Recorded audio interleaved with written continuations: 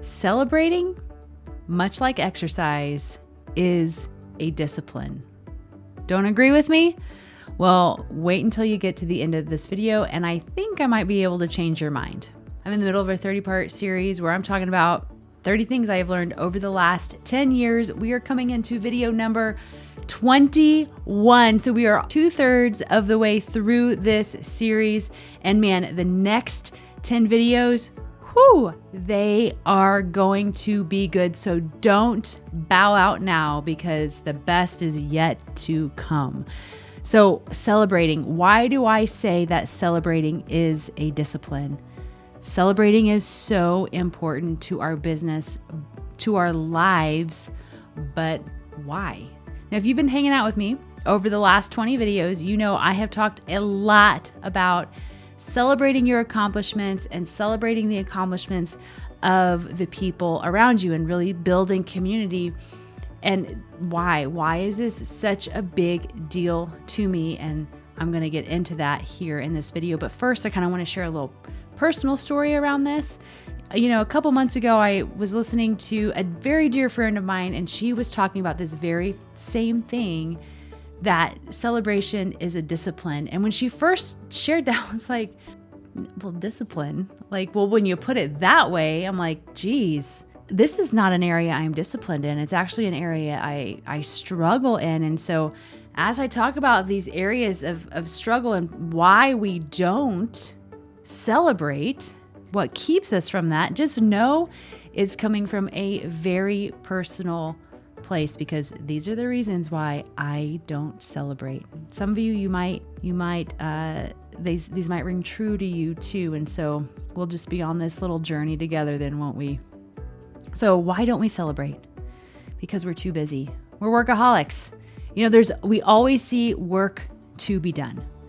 And I don't know about you, I've got my big goal, my big, hairy, audacious goal that I want to meet, and I haven't met it yet, so I can't celebrate. It's like I have this go big or go home mentality. Like if I'm not celebrating the big one, like it doesn't really matter. The other little goals don't count. But in reality, all of those little goals are stacking up to my big one.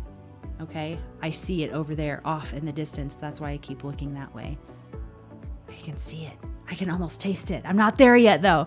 But anyway, I don't celebrate because I haven't met that goal yet. And I still see all of the work that needs to be accomplished. And so it just doesn't seem like it's time yet, or the other goals are worth celebrating. We don't want others to feel bad. We don't want it to come across that we're bragging. That's another reason why we won't celebrate, because we don't want to make people feel bad. Another reason why we won't celebrate is that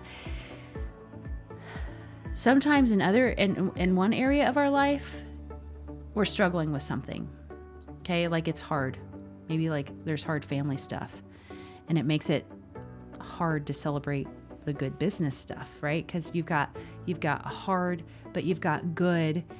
And so how do you have hard and good at the same time? Can you have joy and sorrow at the same time? And yes, you can. And actually, I think taking time in the difficult seasons to celebrate and to really recognize the things that you are thankful for are actually really crucial to getting through those difficult seasons. And the last reason why we don't celebrate is we just don't know how. Plain and simple, we don't know how to do it. So at the end of this video, we're going to talk about that exact thing. What is the point of all of this? Why am I so adamant about celebrating? And so actually there's a lot of science behind celebration. So don't take my word for it. Go look it up. You will see article after article after article talking about the science and what happens to the brain when you celebrate. So when you celebrate, you release the same hormones that you do whenever you exercise. You're releasing endorphins, you're releasing dopamine, you're releasing serotonin, and we know that those are the feel-good hormones. So endorphins and serotonin, they help reduce stress, they help with pain, anxiety, depression. I could use a little less stress in my life. I don't know about you. But whenever you celebrate, those hormones are released and it reduces stress. And then dopamine, well, dopamine is actually your own little internal motivator. Did you know that you have a little internal motivator that actually keeps you motivated to accomplish things and to do things? So yes, my workaholics who are listening, if you want to get more work done faster and better, then celebrate more often, release that dopamine and get your little motivator going.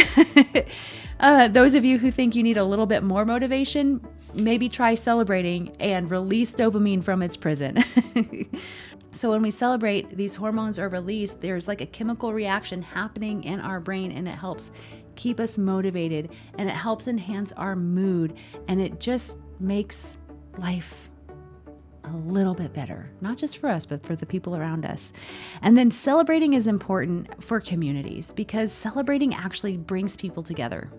Whenever you can take a moment to celebrate together, you build bonds. And so that's why it's important for your birthday to go out with friends. And so that's why it's important in community, like whenever if you're in community with a bunch of business people, to celebrate your wins, because it builds that community and builds a sense of camaraderie. And so we don't just need it like chemically, we need it in our business because we need to keep our business moving forward, and celebrating is a way to do that. But what do we celebrate? Like, what do we celebrate?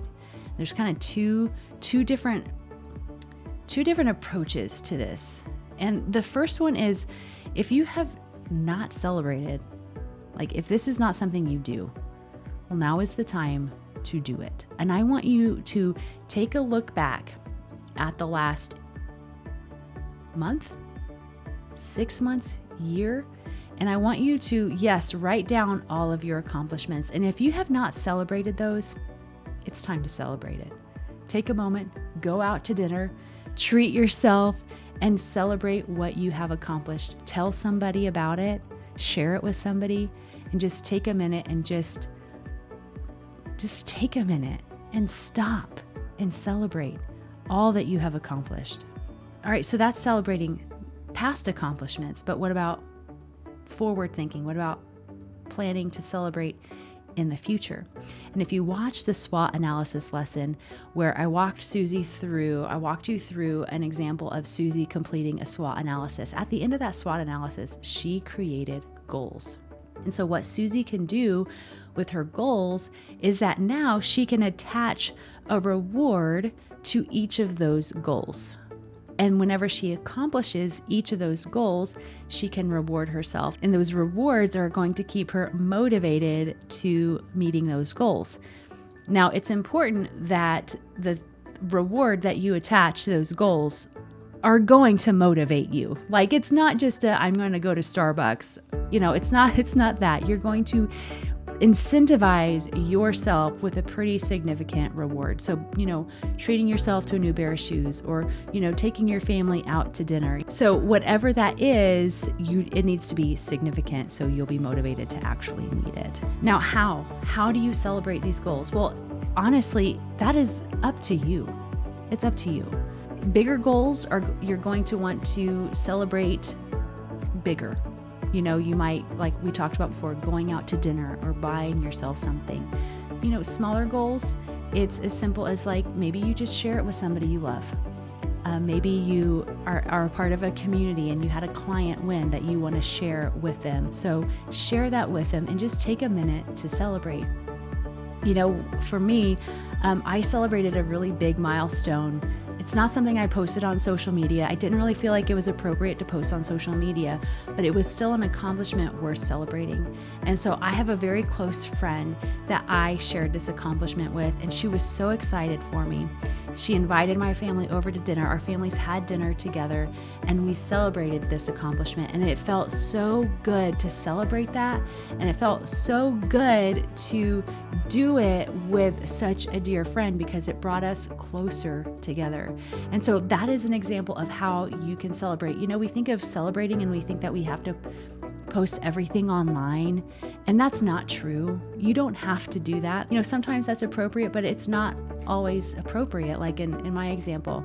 So that's why having a community of people around you is important, so you can celebrate with them. So if you're like, man, it's been a while since I've acknowledged and I've recognized the things that I've accomplished, I want you to take a minute I want you to make a list of like 10 things that you accomplished, and I want you to go celebrate those. Share it with friends. Go to dinner with your family and just take a minute and be thankful for what you have been able to accomplish. Because celebrating, it's about being thankful. It's about recognizing the things that you're thankful for. And if you are like, you know what, this is something that I need to work into my rhythm of business and my rhythm of life, then do it. You know, you can start with a SWOT analysis, or you can start with just like a daily gratitude journal of just being thankful and taking a minute at the end of the day to say, man, what a great day this has been. And just celebrate each day at a time. And then whenever the big things happen, then you can celebrate the big things.